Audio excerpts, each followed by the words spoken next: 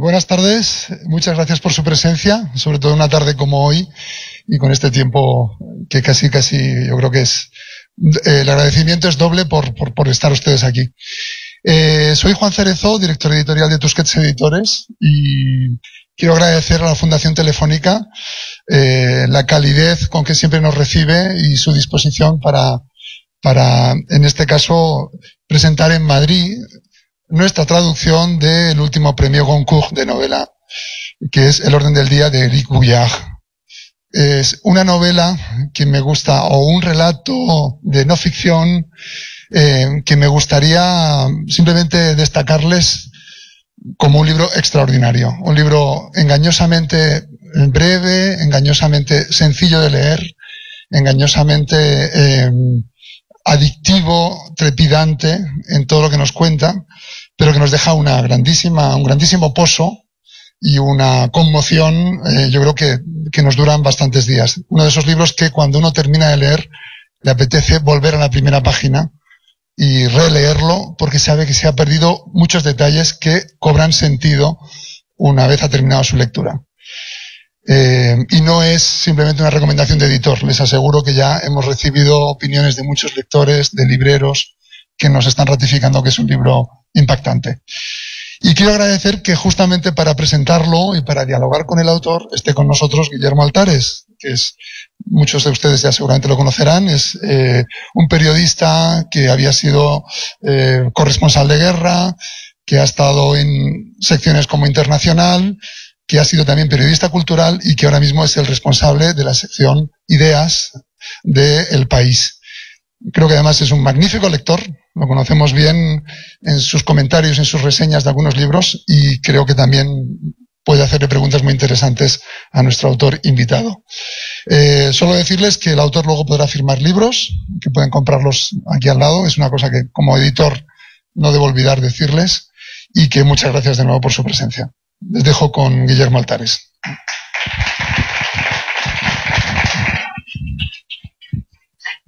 Bueno, reitero las gracias por venir en esta tarde lluviosa y sobre todo que... Je vous remercie d'être venu ce soir depuis pour participer dans cette discussion sur cet ouvrage émotionnant et intéressant qu'on peut lire en une fois. La discussion sera faite en français. Très général, c'est qu'est-ce que vous a mené à ce sujet et à ce format pour traiter ce sujet? Choisir vraiment un roman, mais à la fois c'est un roman totalement basé dans des faits historiques. Je crois qu'il n'y a rien de fiction dans votre livre. Alors, bonsoir, buenas tardes a todos. Y gracias a Guillermo, a la Telefónica et à Tusquets. Alors, ce qui m'a mené à ce livre, c'est tout d'abord au fond des lectures au très long cours. C'est-à-dire comme chacun, je m'intéresse à différents sujets et je lis depuis des années dessus. Et entre autres, évidemment, puisque c'est une période terrible sur la Deuxième Guerre mondiale et ses prémices. Et puis, au cours de mes lectures, il y a maintenant 6 ou 7 ans, je suis tombé en relisant les mémoires de Churchill qu'on m'avait offert, puisque je les avais lus il y a quelques 25 ans, et ces mémoires avaient constitué au fond le socle du savoir qui est le mien aujourd'hui sur la Seconde Guerre mondiale. J'ai lu d'autres choses, beaucoup d'autres choses évidemment depuis, mais à cette époque-là, ce qui m'intéressait en lisant ces mémoires, c'était au fond les événements les plus importants dont j'ignorais à l'époque les tenants, les aboutissants, les protagonistes. Donc c'était la bataille de France, le Blitz, etc. Et puis on me les a offerts sans savoir que je les avais déjà lus et je me suis mis à les feuilleter de nouveau et comme ce sont des mémoires tout à fait passionnants, j'ai continué à les lire. Et là, je les ai lus autrement, puisqu'au fond, si on ne lit jamais 2 fois le même livre, c'est parce que quand on le lit plus tard, on le lit avec une culture dont la structure a évolué, où le savoir s'est sédimenté. Et de fait, je tombe tout à coup sur un passage dont je n'avais pas gardé du tout la mémoire et qui est que au moment de l'Anschluss, donc le 12 mars 1938, l'armée allemande a subi une panne très importante de Panzer. Et que donc les Panzer allemands, dont on a l'habitude depuis d'avoir une image de rapidité, de vélocité et d'efficacité, en entrant en Autriche, sans que l'armée autrichienne ne s'affronte à eux, sont tombés en panne en grande partie tout seuls. Alors, d'un côté, ça venait un instant reconfigurer un peu l'idée que je me faisais, non seulement de l'Anschluss, mais pas seulement. D'une manière beaucoup plus large et plus intéressante, l'idée que je me faisais de la politique d'apaisement. C'est-à-dire, si l'armée allemande était à ce point, à un tel degré d'improvisation en 38, alors pourquoi la France et l'Angleterre ne réagissaient pas, et au contraire, pourquoi maintenaient-elles une politique d'apaisement, c'est-à-dire de complaisance à l'égard du développement du régime nazi. Et puis, il se trouve que comme je suis écrivain, ce qui m'intéressait, c'était aussi l'aspect littéraire, au fond, de cet épisode. Il y avait là un épisode tout à fait troublant et tout à fait excitant à raconter d'un point de vue littéraire, puisque une armée, quand ça avance à 20 ou 30 km/h, évidemment, c'est tout à fait effrayant, mais lorsque ça tombe en panne, un embouteillage de Panzer, c'est en somme tout à coup comique et ridicule, si bien qu'on passe de l'effroi au ridicule très rapidement. Et là, il y avait la possibilité d'écrire une scène, quelques chapitres tout à fait excitants pour un écrivain. Et puis, si je me mets à écrire à ce moment-là, c'est que évidemment d'autres documents s'agrègent et que j'ai le sentiment que le fait d'écrire va me faire comprendre et saisir des choses que je ne pourrais pas simplement saisir si, à partir de ce fait nouveau, je me mettais à m'interroger et à prendre quelques notes. C'est-à-dire que le fait de mettre en scène, le fait de raconter, le fait de laisser l'écriture me guider, en somme, me permet de comprendre un certain nombre de choses, d'événements, de m'éclairer, au fond. Alors sur le format, je pense que la littérature, enfin comme toute activité, est prise dans son temps, est une production de son époque, en somme. C'est-à-dire chacun d'entre nous, écrivain ou pas, nous vivons avec des contraintes qui sont propres. On doit payer un loyer, s'acheter ou pas si on le peut une voiture, on travaille, on doit obéir à des consignes, etc. Et c'est dans ce cadre-là aussi que les livres, évidemment, s'écrivent.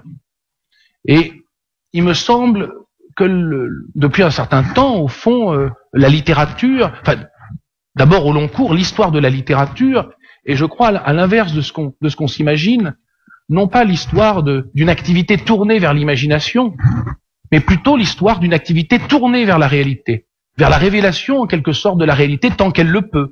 Et c'est pour ça qu'elle change d'ailleurs constamment ses méthodes au fond, et que passant de Victor Hugo à Zola, eh bien on passe tout à coup d'une littérature de bureau à une littérature d'enquête. C'est-à-dire Zola va sur le terrain, alors il fait des enquêtes encore courtes, mais enfin il enquête. Quand on regarde les documents qui ont permis l'écriture de Germinal, c'est 900 pages tout de même. Donc il y a une véritable documentation, et je crois qu'au long cours, l'histoire de l'écriture, c'est ça. C'est un chemin vers la réalité de plus en plus accusé. Mais ce chemin, évidemment, ça n'est pas un chemin régulier. Et si aujourd'hui, nous sommes assez nombreux à nous intéresser, enfin à écrire une littérature qui se rapproche le plus possible des faits et qu'on appelle en français récit, c'est parce que il me semble que le contexte social nous met tous dans une situation tout à fait bizarre. Au fond, le monde social est de plus en plus clivé, les inégalités sont de plus en plus fortes, si bien qu'on a, par rapport à il y a 20 ou 30 ans, on se trouve comme avec une séparation très grande au fond entre l'immense majorité de la population et ceux qui nous dirigent aussi bien politiquement qu'économiquement. Et qu'au fond, les décisions sont toujours prises plus loin de nous. Donc on a ce sentiment est très partagé, on le voit, et pas seulement en Europe. Et de fait, le roman, la forme fictionnelle défaille à raconter quelque chose dans un contexte de séparation de ce type. Pour en donner un exemple qui concerne le livre, si je désirais raconter aujourd'hui une réunion entre des chefs d'État et des grands industriels, comme je le raconte au début du livre, la réunion entre 24 des plus grands industriels allemands et Göring et Hitler le 20 février 1933. Eh bien, il faudrait que j'aille ou à Davos ou quelque part, et évidemment, je ne pourrais pas y pénétrer. De surcroît, le ministre grec Varoufakis de l'économie nous a raconté que lors de la réunion des ministres de l'économie de la zone euro, au moment de ce qu'on appelait le sauvetage de la Grèce, il était interdit de prendre des notes. Si bien qu'un écrivain du futur ne pourra pas écrire cette histoire. Alors non seulement on n'a pas accès évidemment à ces réunions, mais de surcroît, dans 10 ans ou 20 ans, nous n'y aurons pas accès non plus. Si bien que le passé, à ce moment-là, devient un recours. Au fond, raconter la réunion du 20 février 33 me permet de raconter quelque chose qui est proche de la réalité le plus possible, puisque j'ai des archives. Ça, les archives sont fournies par Nuremberg, puisque les choses ont mal tourné, évidemment, pour ces industriels et pour les nazis, et ils ont été jugés. Si bien que les bureaux de Krupp ont été saisis, et que les huissiers s'y sont introduits, et les pièces ont été produites à Nuremberg, et qu'aujourd'hui nous les avons. Il est donc possible de reconstituer ce que se raconte des chefs d'entreprise et des chefs d'État lorsque la réunion est secrète. Et à ce titre, dans le contexte où nous vivons, voilà, il me semble que ce qu'on appelle en Espagne la non-fiction et en France le récit satisfait davantage, pour moi en tant que lecteur, en tout cas, mon besoin de réalité que la forme imaginaire du roman. Et puisque vous parlez de la réunion industrielle, il y en a deux dans votre livre. Pensez-vous que la participation des industriels et des grandes entreprises dans le nazisme, c'est un des aspects moins le plus méconnu de cette époque? Je ne sais pas si c'est un des aspects les plus méconnus, mais il est tout de même, comment dire, c'est un aspect discuté. Enfin, on le sait très bien, on connaît leur participation, mais dans ce qu'on appelle les causes, évidemment, comme toujours en histoire, il y a là un combat idéologique. Certains disent le rôle, et j'en suis, des chefs d'entreprise a été déterminant dans l'installation du nazisme. D'autres vont dire on leur a forcé la main. Bon. En réalité, lorsqu'on regarde cette réunion, que se passe-t-il? On a là une négociation au fond. Les chefs d'entreprise, comme d'habitude, lorsqu'un régime politique change, veulent savoir à quoi s'en tenir sur l'avenir. Ils veulent savoir s'ils vont investir en Allemagne ou retirer leurs fonds. Et à ce moment-là, que leur propose Göring? Il leur propose de financer, puisque là, ce dont les nazis ont besoin, puisque les finances du parti nazi sont exsangues, et il ne faut pas oublier qu'à ce moment, on est encore en République en Allemagne. Ce dont le parti nazi a besoin, c'est de l'emporter aux élections du 5 mars, de façon à installer une dictature par des voies régulières. Et donc, il demande aux chefs d'entreprise de financer la destruction de la République de Weimar. Donc je pense que ceux qui prétendent que l'importance des chefs d'entreprise dans l'installation du nazisme a été ou pelliculaire, ou qu'il ne faut pas l'exagérer, en réalité s'écartent non seulement de la réalité, mais de celle qui a été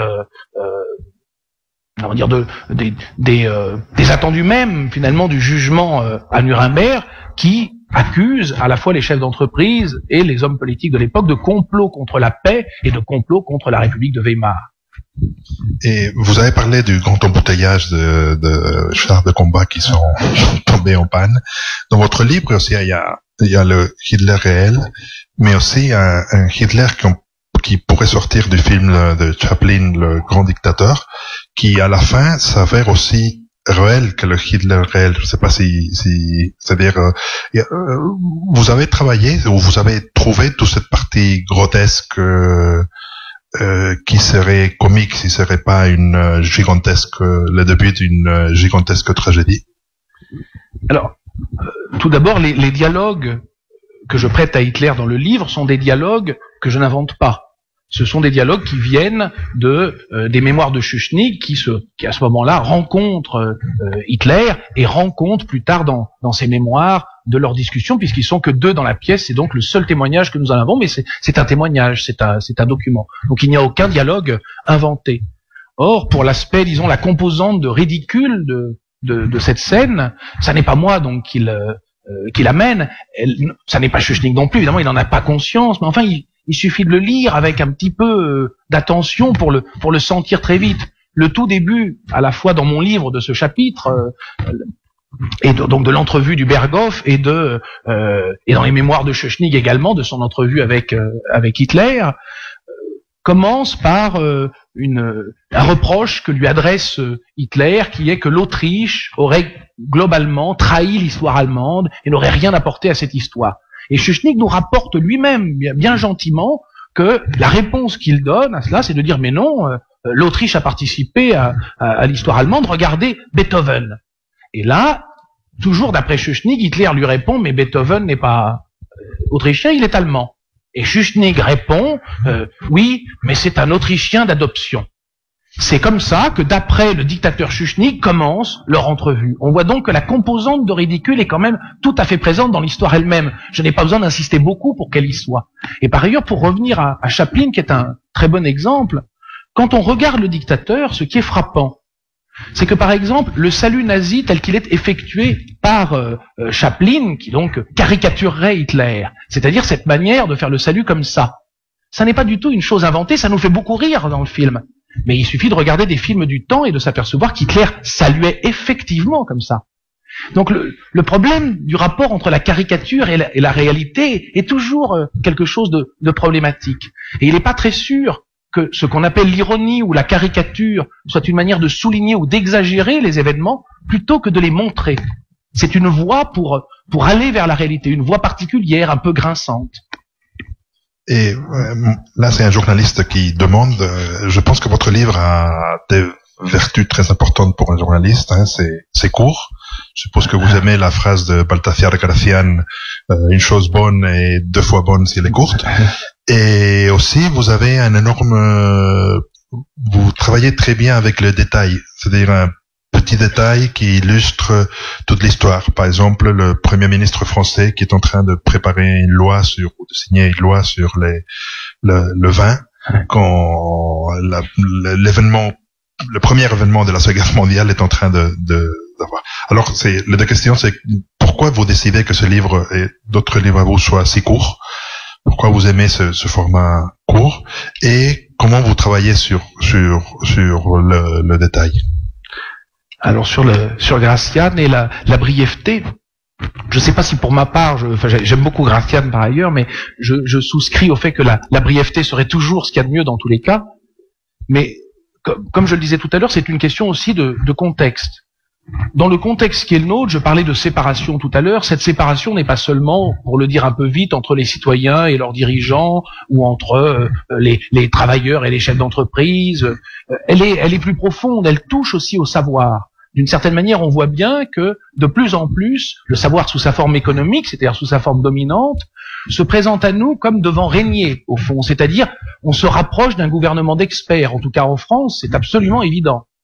Et c'est une chose avec, évidemment, l'Europe qui nous tourne autour. C'est-à-dire, le savoir est en train de nous dire, pour juger des choses économiques, vous n'en savez pas assez. Pour ça, il faut des commissions d'experts, ce sont des questions compliquées, il faut des chiffres, etc. Si bien qu'on voit que s'éloigne de ce qu'on appelle la démocratie la possibilité de décider. Elle échappe aux hommes, elle échappe aux uns et aux autres, à la multitude, et elle se réfugie ailleurs, dans une sorte d'empyrée où serait le savoir. Si bien que le rapport, qui a toujours été d'intimidation avec le savoir, parce qu'il n'y a pas eu de moment parfait où le savoir était disponible pour tous. Mais aujourd'hui, le savoir se présente avec encore davantage de solennité que par le passé, et une solennité très particulière qui est que c'est un savoir économique. Si bien que la forme brève, puisque mes livres sont à la croisée un petit peu d'une réflexion et d'une narration, c'est une manière de ne pas être intimidant. C'est une façon aussi, pour moi d'ailleurs, comme pour le lecteur, de pouvoir... parce que si on ne peut pas rassembler assez de savoir pour se faire une opinion en 150 pages, alors en 1000 ou en 1500, je vois pas tellement ce qu'on fera de mieux, finalement. Enfin, on aura beaucoup de choses en plus. Mais pour ce qui est de ce que nous devons décider quant au savoir et quant aux faits, on n'en saura pas davantage. D'autant plus que la quantité peut être aussi une matière dilatoire, pour en donner un exemple, les Chartes, qui est le banquier, qui va être le banquier d'Hitler, avait une méthode pour ce qui concernait le remboursement de la dette de guerre de l'Allemagne, celle de la Première Guerre mondiale. Et c'est une méthode qu'on voit, qui est tout à fait employée aujourd'hui. Lorsqu'il devait produire des documents auprès de la commission qui se chargeait de juger si oui ou non et de quelle manière on allait réviser la dette de guerre allemande, il produisait énormément de documents, ce qui avait un double avantage. Ça donnait le sentiment qu'il était loyal et qu'il fournissait tous les documents possibles. Seulement, quand on fournit trop de documents, les autres ne peuvent pas les lire. C'est un peu ce que font aujourd'hui beaucoup de commissions. On vous fait une commission sur telle ou telle chose, et puis vous avez 1000 pages, 1500 pages. Aucun citoyen ne peut lire ces 1000 ou 1500 pages. Tout le monde est tranquille. On a l'impression d'avoir produit une réflexion, et en fait, elle est inaccessible. Et donc voilà, je pense que la brièveté a à voir avec ce rapport-là aussi au savoir. Alors quant au détail, le détail, c'est compliqué parce qu'au fond, une chose peut sembler être un détail un instant et ne plus en être l'instant d'après. Finalement, par exemple, à un moment très très connu qui est évoqué dans le livre, Munich, lorsque Daladier donc rentre en France, il arrive au Bourget, donc à l'aéroport, et là il y a une foule qui est en train de l'acclamer pour avoir sauvé la paix. Et à ce moment-là, il se tourne et il dit ce qu'on appelle aujourd'hui une formule off, « Ah les cons, s'ils savaient ». Et puis alors, comme ça, c'est juste un détail. On peut se dire que Hoff, bon, il exagère un peu, il est peut-être de mauvaise humeur, sauf que ça prend ça devient encore plus grinçant si on écoute quelques heures plus tard son intervention publique, donc radiophonique, et où on l'entend à ce moment-là nous dire exactement l'inverse.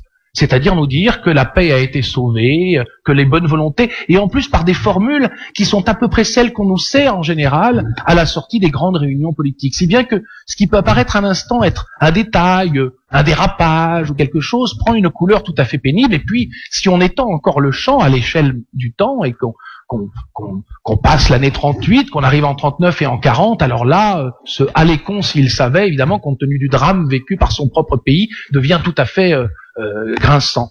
Mais pour en prendre une autre illustration plus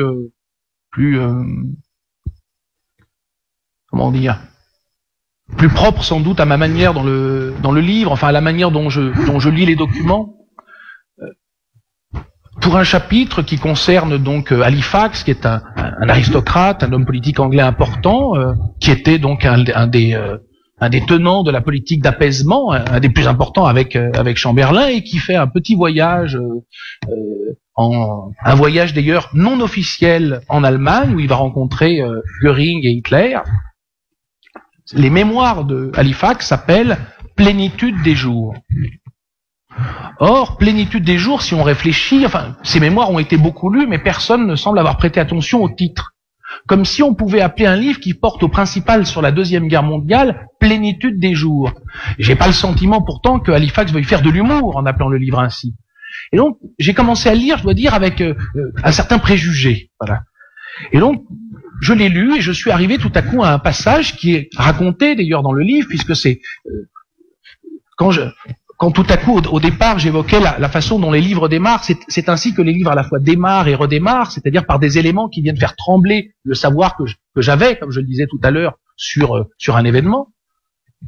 Tout à coup, Halifax nous raconte son arrivée au Berghof, donc c'est-à-dire au refuge d'Hitler, sa visite et son entrevue avec Adolf Hitler. Et lorsqu'il commence à nous raconter son arrivée, alors il nous raconte, avec un ton très ironique, que tout à coup la portière de la voiture s'ouvre et que son regard est vers le bas et que il aperçoit des pantalons et des chaussures, mais alors il n'utilise pas le mot de chaussure, il utilise en anglais le mot pump qui veut dire pompe, godasse, je sais pas, c'est-à-dire chaussures dans un registre vulgaire, c'est-à-dire des chaussures de rien du tout, des chaussures d'ouvrier en somme.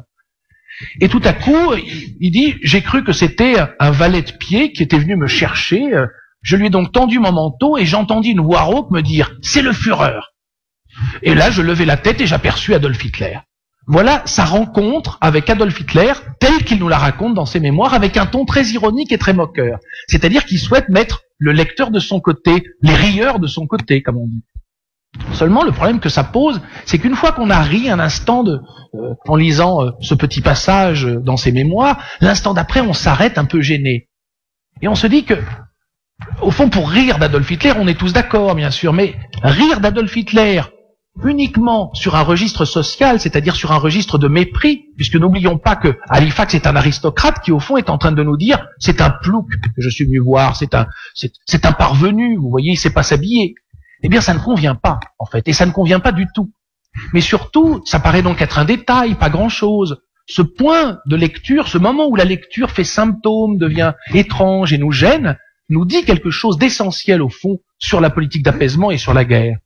ce que ça nous dit, c'est que cette classe sociale qui dirige l'Angleterre à ce moment-là, l'aristocratie britannique, à quelques exceptions près, dont Churchill, est aveugle à ce qui est en train de se produire. C'est-à-dire, il ricane d'Hitler, il a une entrevue avec lui, où d'ailleurs, il est très généreux, il lui dit que sur la question autrichienne, comme sur la question tchécoslovaque, évidemment, le gouvernement de Sa Majesté est tout à fait prêt à discuter et à négocier, alors qu'il n'était pas mandaté pour ça. Mais en revanche, il ne voit rien du danger qui arrive. Si bien que une forme de snobisme, presque rien, un détail, révèle tout à coup une forme de cécité sociale, un aveuglement qui va avoir des conséquences, au fond, dramatiques, puisque cette politique d'apaisement va durer et va entraîner, au fond, le fait que l'Angleterre reste passive trop longtemps. Sur Halifax, vous racontez aussi qu'il est un des responsables de la famine de la patate en Irlande. C'est un des personnes son ancêtre. Son ancêtre. Et une chose très intéressante, puisque vous parlez de la politique d'apaisement, c'est que votre livre coïncide aussi avec le film de Churchill, que j'ai aimé beaucoup moins que votre livre, mais c'est quand même intéressant.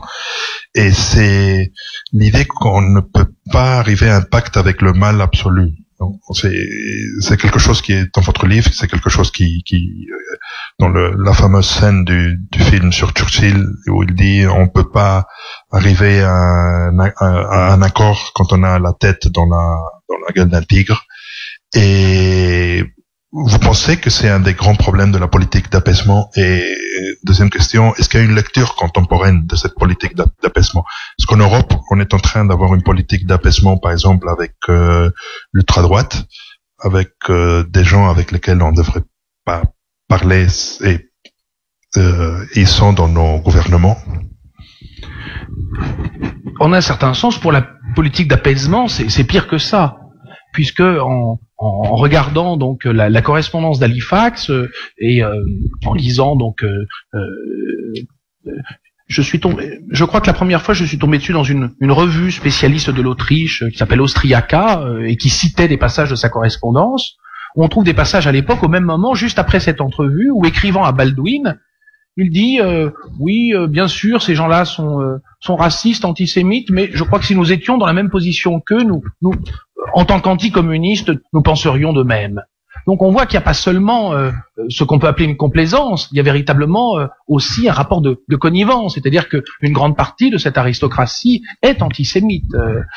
Et on sait que l'aristocratie anglaise a failli basculer, enfin puisqu'un roi d'Angleterre lui-même, au fond, nous dit-on, a abdiqué pour une histoire d'amour avec Wallis Simpson, mais on sait très bien que ça n'était pas pour une histoire d'amour, qu'en réalité, lui et Wallis Simpson étaient des fascistes convaincus, et que d'ailleurs, ils ont continué par la suite à avoir une activité fasciste ardente.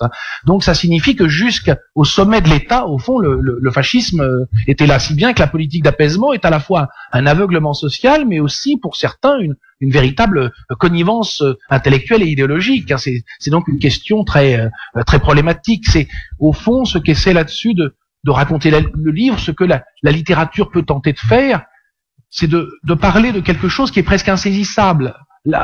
Finalement, la complaisance, le compromis.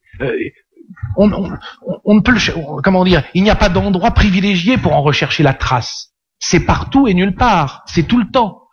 Si on réfléchit chacun, je ne sais pas, dans le cadre du travail, au moment peut-être où on a été trop complaisant, où on a exécuté une consigne, en fait qu'on n'aurait pas dû exécuter parce qu'elle n'est pas conforme, soit à des principes très généraux, soit à des principes moraux même, soit à des règles de droit même parfois, eh bien, on voit que les choses glissent doucement, au fond, elles sont difficiles à cerner.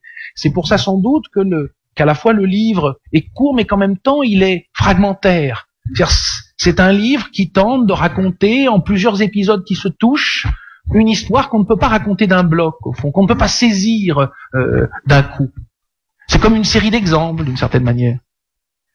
Et sur la politique d'apaisement actuellement en Europe, vous pensez qu'on a une politique d'apaisement vers des forces aussi sinistres que les forces qui ont, avec des partis racistes, avec des partis... Je pense surtout que ce qui est le plus inquiétant, c'est-à-dire il y a deux niveaux, il y a deux réalités au fond. Il y a une première réalité à laquelle la littérature, je pense, a affaire, et les sciences sociales aussi d'ailleurs, qui est une forme de réalité profonde. Et puis il y a une réalité seconde qui est celle de l'actualité, c'est-à-dire les élections, bon, il y a telle personne qui est élue, bon, ça reflète certaines choses bien sûr, mais au fond pas tout. Le plus inquiétant n'est donc pas tant que ce qui est navrant bien sûr, hein, que des forces d'extrême droite participent à des gouvernements, que de voir comme en France, jadis, un gouvernement de gauche prendre une loi pour la déchéance de nationalité, ce qui est un thème tout à fait d'extrême droite. Et j'ai par exemple un ami espagnol qui avait la double nationalité, dont les parents avaient quitté l'Espagne au moment après la guerre civile, et qui tout à coup s'est dit je pourrais donc être déchu de ma nationalité. C'est tout de même très curieux ça, et c'est plus inquiétant encore puisque ça signifie là qu'une réalité profonde est en train d'être altérée. C'était un gouvernement socialiste, vous voyez. Donc j'ai l'impression pour ma part, mais bon, que le glissement est plus général encore, plus ténu.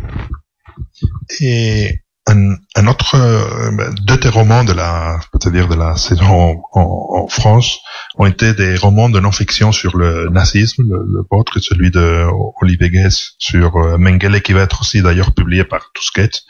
Pourquoi vous pensez que le nazisme c'est un sujet tellement inépuisable qu'il y a toujours quelque chose à raconter de nouveau ou à raconter de façon nouvelle sur cette période de l'histoire de l'Europe? Ce que je pense, c'est que au fond, pour un grand nombre de questions qui sont les nôtres, de questions importantes, enfin, et qui sont pas spécifiquement d'ailleurs les questions d'aujourd'hui, qui sont des questions fondamentales, évidemment que la Deuxième Guerre mondiale et la Shoah ont complètement modifié le rapport que nous avions à ces questions. C'est-à-dire qu'en somme, notre savoir a été reconfiguré. On ne peut plus penser, même d'une certaine manière, les droits de l'homme de la même manière avant et après. C'est-à-dire, on ne peut plus non plus penser, par exemple, ce mot d'intégration qu'on utilise beaucoup en France et j'imagine aussi en Espagne à l'égard des étrangers. Il est curieux au fond si on le regarde à l'aune de la Deuxième Guerre, puisque précisément ce qui s'est passé, c'est que des populations parfaitement intégrées ont été exterminées. Voilà. C'est donc quelque chose qui grince, ce qui signifie que une grande partie des questions qui nous habitent sont lues presque spontanément, d'ailleurs par nous, à l'horizon de la Deuxième Guerre mondiale et de la Shoah, qu'on ne peut pas en faire l'économie, et que, même quand on ne le sait pas, même inconsciemment au fond, ce sont des questions qu'on se pose souvent au passé. C'est-à-dire que quand, par exemple, on envisage, on essaie de s'interroger soi-même sur son degré de complaisance, d'une certaine manière, on pense toujours à ce qui s'est passé pour un Français, par exemple, pendant la collaboration. La collaboration est pour un Français l'horizon de la compromission. On ne peut pas penser la compromission dans un registre plus récent, plus incarné, puisque ce sont des faits.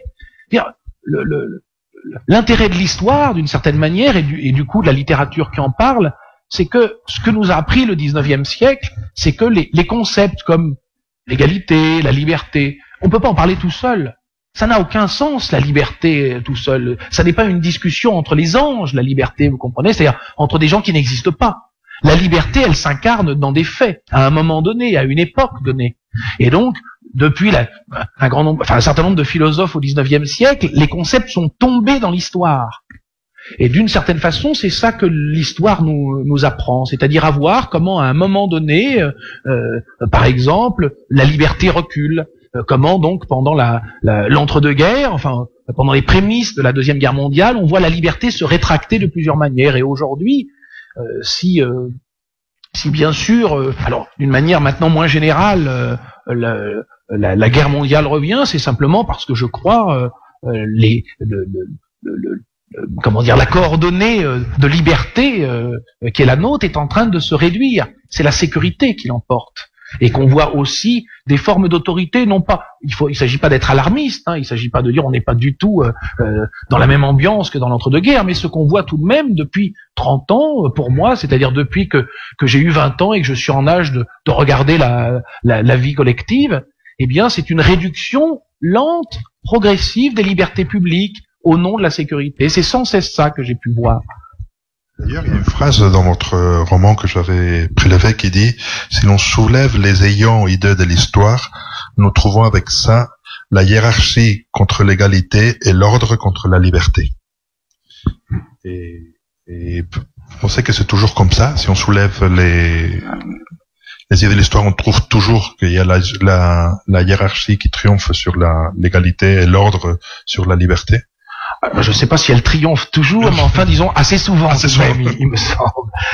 Il me semble qu'on pourrait arriver assez facilement tous à s'entendre, toutes, d'ailleurs, toute opinion confondue, pour voir que tout de même, l'ordre et la hiérarchie l'emportent en règle générale, et que c'est même un des modèles de la vie sociale, avec des degrés variés, et que l'inégalité entre les hommes est tout de même ce qui domine. On vit pas vraiment sous le registre de l'égalité, pour le dire d'ailleurs autrement, à partir d'un autre livre que j'ai publié il y a pas mal d'années sur la Première Guerre mondiale, qui s'appelle La bataille d'Occident.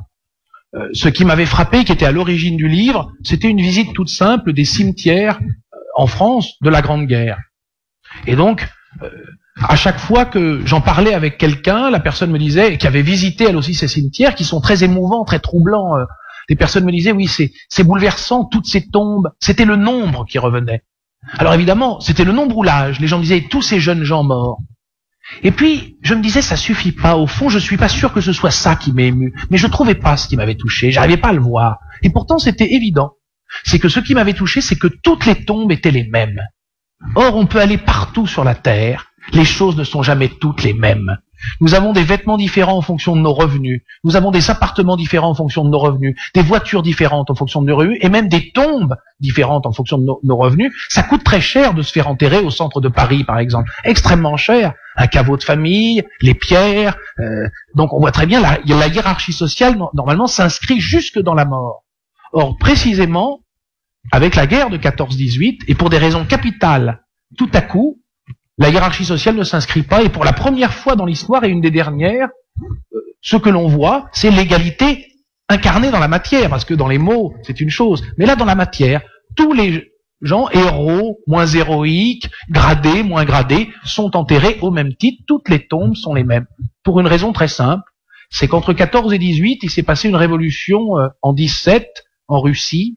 Il s'est passé en 18 en Allemagne aussi des frémissements très inquiétants, et qu'à ce moment-là, je pense que si on avait divisé les riches et les pauvres, les gradés et les non gradés, ça aurait causé quelques problèmes. Et tout à coup donc, une forme d'égalité nouvelle s'inscrit dans la matière. Et au fond, c'est ça qui est bouleversant.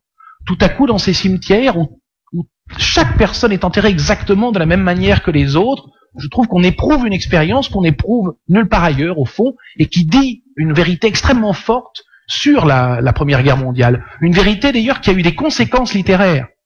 Puisque avant la Première Guerre mondiale, le registre sur lequel on racontait la guerre était un registre épique. C'est-à-dire avant la Première Guerre mondiale, on pouvait nous raconter une grande victoire. Au fond, le modèle, c'était d'ailleurs Napoléon. Donc une grande bataille avec une stratégie sublime et un individu à la tête de tout ça, Napoléon Bonaparte.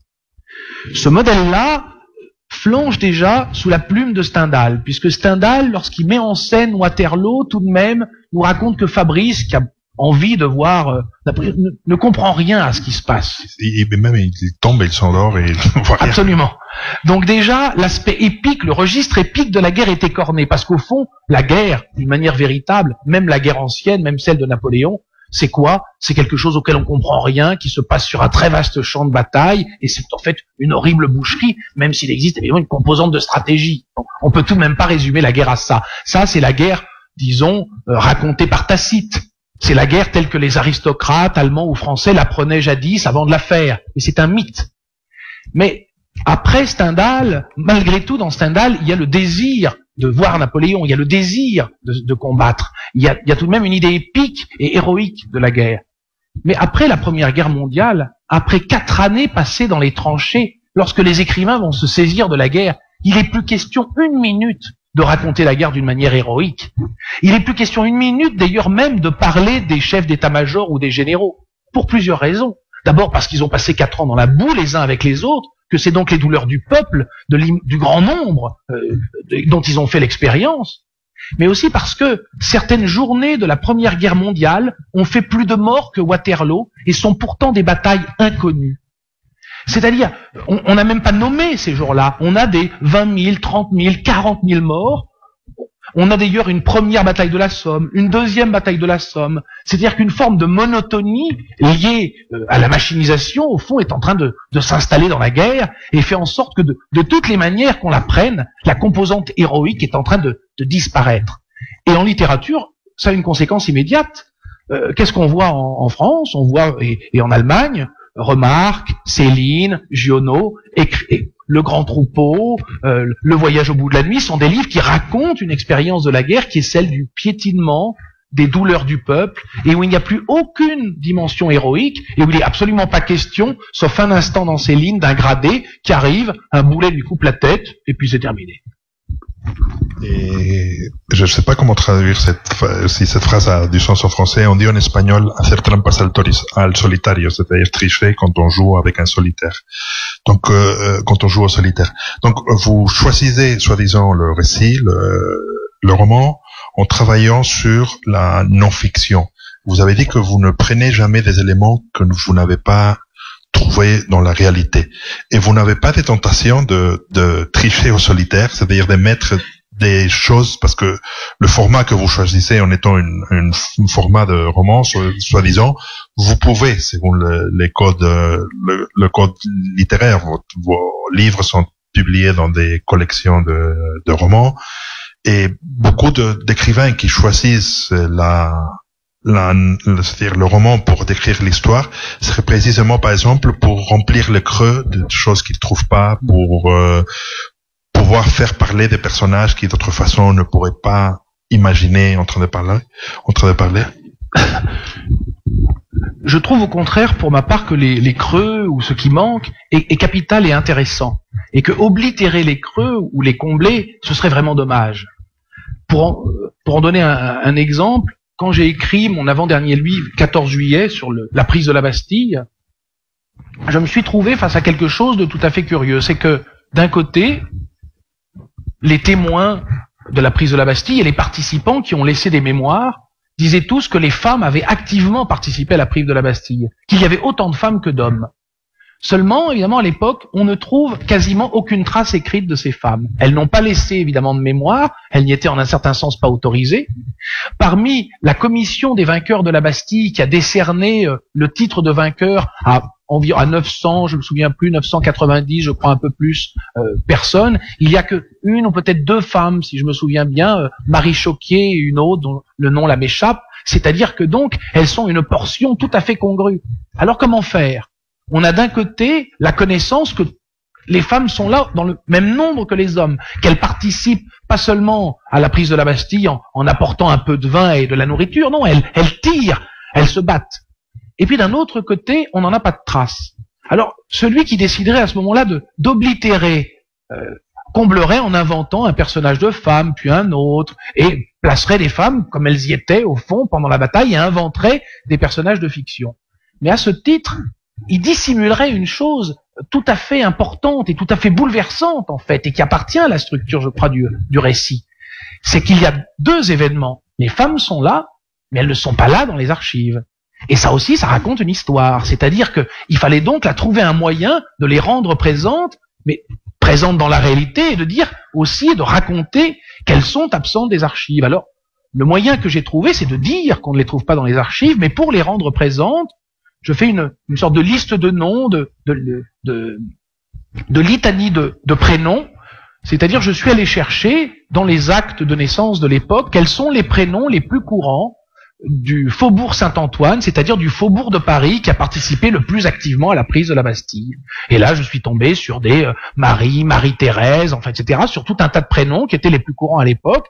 Et donc, après avoir dit que dans les archives, on ne trouvait que Marie Choquier, etc., et avoir fait la petite liste des femmes qu'on trouve dans les archives réellement, et raconter, et que j'ai utilisé d'ailleurs dans le cadre du livre, quand je connaissais quelque chose de leur action, je les ai citées dans l'action, elles m'ont servi à construire la narration du livre, mais à ce moment-là, je dis, en revanche, il y avait des Marie-Thérèse, des Marie, etc., donc je fais une sorte de litanie de prénoms qui, par définition, était bel et bien là. C'est donc le compromis, en somme, que j'ai trouvé et qui permet donc à la fois de dire que les femmes sont là et dans le même temps de dire que dans les archives, eh bien, elles sont malheureusement absentes. Et votre livre antérieur au 14 juillet, qui est sur Buffalo Bill, qui est traduit en espagnol, se llama La tristeza de Buffalo Bill, y es su otro libro traducido en español que está realmente muy bien. Et aussi, vous avez écrit sur Congo, sur la conférence qui a fait la partition de l'Afrique. je suppose que vous n'avez pas de réponse, mais quand même je dois vous faire. Comment vous choisissez de si différents sujets historiques? C'est eux qui vous choisissent, comme vous parliez de la Première Guerre mondiale, où vous trouvez le tombe, il y a quelque chose qui vous choque et vous trouvez une réponse. Pour Buffalo Bill, quand même, c'est un sujet très différent. Et pour 14 juillet, pour le Congo, c'est par hasard, vous les cherchez, c'est des trucs qui vous intéressent toujours? Pour Buffalo Bill, c'est tout à fait par hasard, puisqu'au départ, j'avais l'intention d'écrire un livre sur une sorte d'histoire de l'Amérique, une sorte d'histoire de la, non pas de toute l'histoire de l'Amérique, bien sûr, mais une histoire assez brève et dense du moment de la révolution industrielle en Amérique, qui est un moment crucial pour l'histoire du monde, en fait. Et en lisant tout un tas de choses là-dessus, de mémoires, de journaux, etc., je tombais sur Buffalo Bill à plusieurs reprises. Mais je connaissais, comme beaucoup de gens, le personnage de Buffalo Bill. Je savais qu'on pouvait pas le réduire à un personnage de cirque, que ça avait été un entrepreneur, c'est-à-dire quelqu'un qui avait véritablement monté un cirque. Ça n'est pas seulement le personnage, si vous voulez, avec les vestes à franges, etc. C'est quelqu'un qui a dirigé des centaines de personnes et organisé des tournées à travers le monde. Son spectacle a été vu par 70 millions de personnes. Donc, je savais que c'était un spectacle important, je ne le savais pas au point où je viens de le dire, mais j'étais très curieux de trouver son nom et de voir qu'il avait été ami avec plusieurs présidents des États-Unis.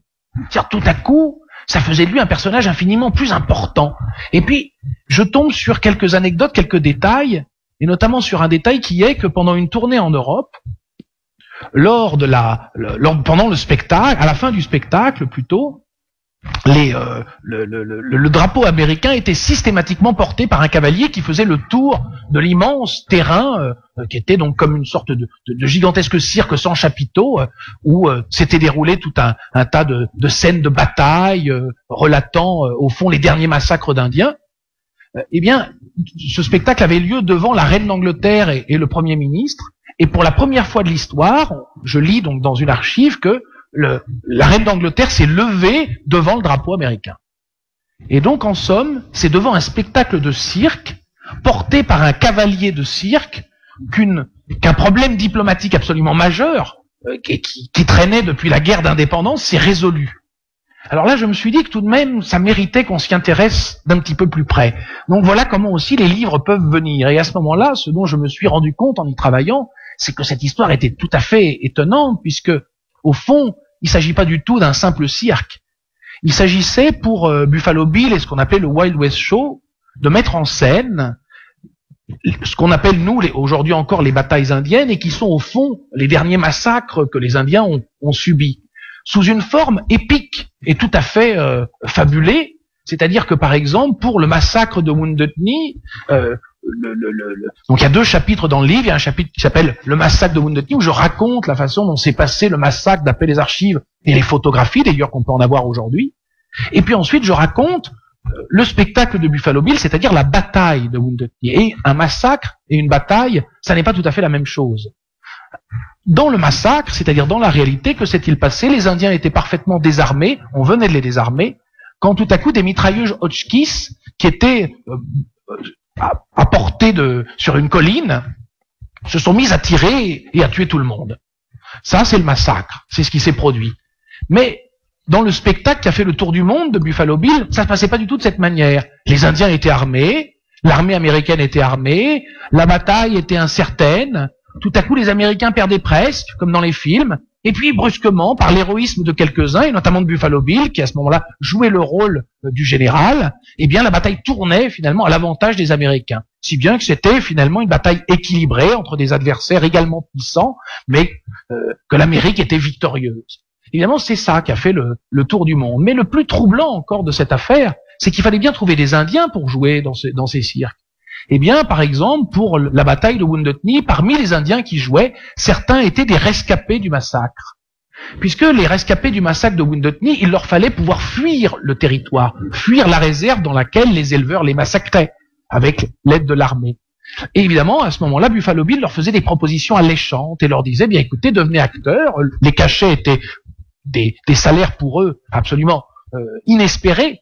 Et ils partaient faire le tour du monde en mimant de manière fausse l'histoire qui avait permis le massacre des leurs, de leur famille. Un truc extraordinaire, il y a des Indiens du cirque de Buffaloville enterrés au cimetière de Montjuïc à Barcelone, parce qu'ils ont pris la grippe et ils sont morts à Barcelone, ils sont enterrés là-bas. Oui, d'ailleurs, très souvent, je raconte un petit épisode comme ça dans le livre d'un Indien qui s'appelle Featherman. Quand un Indien, il arrivait, qui tombe malade, mais il arrivait aussi qu'il ait un accident. C'est-à-dire que pendant la chevauchée, pendant disons la mise en scène de Buffalo Bill, un Indien tombait de cheval, se cassait la jambe. Et dans ce cas-là, sans scrupule, Buffalo Bill abandonnait les Indiens un peu partout. Donc imaginez-vous, vous êtes givaro, vous parlez pas du tout l'anglais ou l'espagnol ou le français, et puis bon, vous faites partie d'une troupe, vous vous cassez la jambe et puis on vous abandonne. Alors la plupart évidemment mouraient, enfin se clochardisaient et mouraient dans des circonstances dramatiques. Alors j'ai retrouvé la trace d'un Indien qui, comme ça, s'est blessé à Marseille, donc comme ceux d'ici, mais sont tombés malades, et qui a été abandonné par le Wild West Show et qui a été jeté à la fosse commune à Marseille.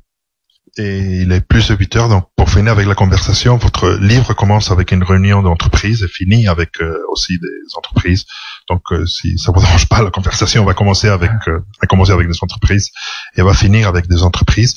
Et c'est quand même des noms qui sont toujours là. Vous pensez que les entreprises sont vraiment le vrai pouvoir de l'Europe ou même du monde? Parce que beaucoup des entreprises dans lesquelles vous parlez, c'est exactement les mêmes qui sont maintenant ici. Alors, pour utiliser un vocabulaire juridique, en français, je sais pas comment on dit en espagnol, on distingue les personnes physiques, c'est-à-dire nous. Alors les personnes physiques, évidemment, si elles tombent, elles se font mal. Les personnes physiques, si on leur tire dessus, elles meurent. Bon. Si on les abandonne avec la grippe à Madrid ou à Barcelone, eh bien, elles décèdent éventuellement. Et puis, il existe autre chose qu'on appelle des personnes morales. Les personnes morales, ce sont les entreprises. C'est un statut juridique. Et au fond, c'est un statut qui peut assurer une forme d'éternité. On peut bien tirer sur les personnes morales, on peut envoyer des journalistes d'investigation, on peut raconter les pires choses sur elles, puisqu'en l'occurrence là, ces personnes morales ont participé tout de même au crime le plus insensé de l'histoire de l'humanité, puisque la plupart de ces entreprises allemandes ont bénéficié du travail forcé des Juifs qui étaient déportés et qui sont même allés jusqu'à construire, comme IG Farben, une usine à l'intérieur d'Auschwitz, IG Auschwitz. Voilà. On construit les chambres à gaz, ça il faut pas oublier, avec les inspections, ils allaient les inspecter. Et donc, en dépit de ça, elles ont parfaitement survécu. Elles ont survécu au tribunal de Nuremberg, elles ont survécu à la guerre froide, etc. Parce que la personne morale a cette vertu que non seulement on peut pas la tuer, disons, on pourrait la fermer, on pourrait la nationaliser, mais on peut pas la supprimer comme un individu physique, mais en plus, elle peut s'agréger d'autres personnes morales en les rachetant. Elle peut changer de nom aussi. Elle peut se déguiser derrière des sociétés écrans. Enfin bref, elle a une souplesse infinie, un petit peu comme les dieux, vous savez, de l'Antiquité, étaient capables de s'agréger d'autres dieux, en quelque sorte. Vous savez, il y a plusieurs Apollons, il a plusieurs capacités, enfin voilà. Et donc, il se trouve qu'à l'époque où nous vivons, les entreprises sont encore plus puissantes au fond que pendant l'entre-deux-guerres. Elles se sont trustées à un tel point qu'elles constituent tout de même un pouvoir extrêmement centralisé et extrêmement fort. Et par ailleurs, on voit bien qu'elles se sont déterritorialisées. C'est-à-dire que ces entreprises, maintenant, elles, agissent à l'échelle mondiale. On sait par exemple qu'une entreprise comme Google possède une trésorerie qui est l'égale du PIB de certains États européens, comme le Portugal. Or, le PIB, c'est pas de l'argent dont le Portugal dispose. Il n'est pas à la banque, non. C'est un argent c'est le travail de toute la population. Cet argent est donc dépensé. Là, c'est une trésorerie, si bien que ça leur donne des possibilités d'action qui, à mon avis, sont tout de même inquiétantes. Et que donc, comme la littérature, toujours, est inscrite dans son temps, on peut dire que cette forme d'inégalité très grande, cette concentration du pouvoir, structure nos rapports aujourd'hui d'une façon extrêmement profonde. Puisque non seulement ces entreprises ont ce pouvoir, mais tous les objets qui sont dans cette pièce, les sièges sur lesquels on est assis, les vêtements qui nous vêtissent, les lunettes avec lesquelles nous regardons, nos montres, le micro, l'eau que nous buvons, tout ça est produit par elles. Et la plupart, d'entre nous, nous vivons employés par elles. Les livres sont publiés par des maisons d'édition qui sont des entreprises. Actes Sud en France est une entreprise importante qui emploie 400 personnes, vous voyez. Donc, les entreprises sont en quelque sorte partout. Si bien qu'une littérature qui s'affranchirait de ça, qui non seulement ne raconterait pas ça, mais pire peut-être, se penserait comme extérieur à ce phénomène, essaierait de s'écrire hors de ces considérations, serait, il me semble aujourd'hui, une écriture en quelque sorte folklorique, comme on le dit, vous savez, de l'amour qu'il est platonique, c'est-à-dire sans effet. Eh ben, merci beaucoup, ça a été vraiment un plaisir de vous écouter, c'était passionnant. Merci beaucoup. Muchísimas gracias. Gracias. Merci beaucoup.